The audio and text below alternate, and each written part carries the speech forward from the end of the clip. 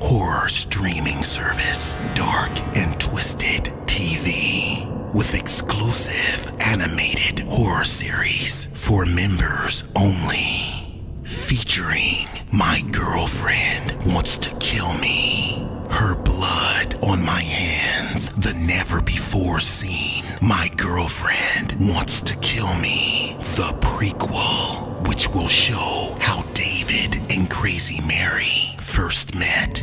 Other fans have already signed up. Don't be left out, or you'll never know how My Girlfriend Wants to Kill Me and Her Blood on My Hands ends. Link in the description. Don't be left in the dark. Join today.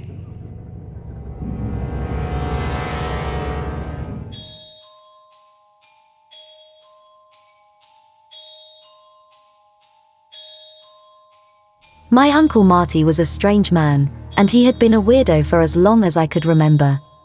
He had always given me the creeps, even when I was a child. So that's why I was hesitant to pet sit his dog for the night, but I was in desperate need of cash at the time, so when he offered me to pet sit I said okay.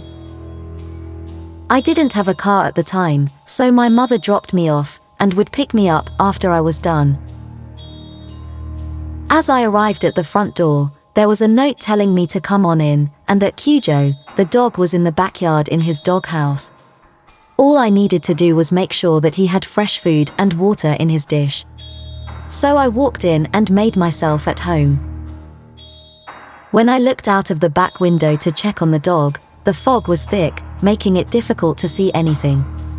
Then I heard a knock at the door. When I went to open it, there was an old lady standing there with a worried look on her face. She asked if I was the new pet sitter for Cujo. So I said yes and told her that I was the niece of my uncle just pet sitting for the night. She then looked worried, then told me that my uncle had gone through 5 pet sitters in the past 30 days, which of course worried me. She then told me that the last sitter had suddenly gone missing, and they still hadn't found her, and it had been more than 2 weeks. Then she said that she had to leave, but before she left, she gave me a big warning to be careful. Then off she went.